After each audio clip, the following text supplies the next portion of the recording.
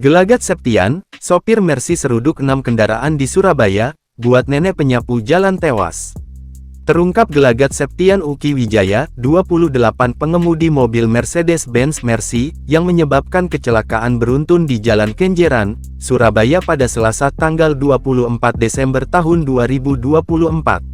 Saat dihadirkan di depan media pada Rabu tanggal 25 Desember tahun 2024, Septian tampak tertunduk lesu dengan tangan terborgol. Lelaki ini ditetapkan sebagai tersangka. Terungkap gelagat Septian sebelum terjadi kecelakaan beruntun itu. Pada Selasa tanggal 24 Desember tahun 2024 sore dia nongkrong di sebuah kafe di sekitar Pakuwon City bersama teman-temannya. Di sanalah, ia menenggak whisky dengan kadar alkohol 43%. Lalu sekira pukul 15, dia bergerak meninggalkan lokasi itu dengan naik Mercy hitam. Tersangka dalam darahnya mengandung kurang lebih 0,16 mg alkohol. Kondisi ini tentunya sangat mempengaruhi kondisi kesadaran, kewaspadaan, kemampuan motorik, persepsi. Dalam kondisi tersebut, tidak boleh mengendarai kendaraan, jelas Kasat Lantas Polrestabes Surabaya, Kompol Arif Fazl Rahman.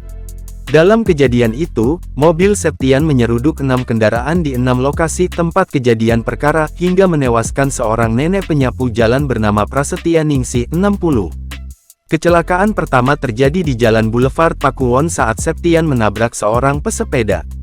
Alih-alih berhenti, ia justru terus melaju.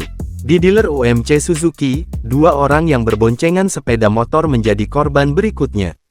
Ia tetap melarikan diri, hingga di depan Starbucks Kenjeran, ia menabrak lagi, kali ini dari belakang.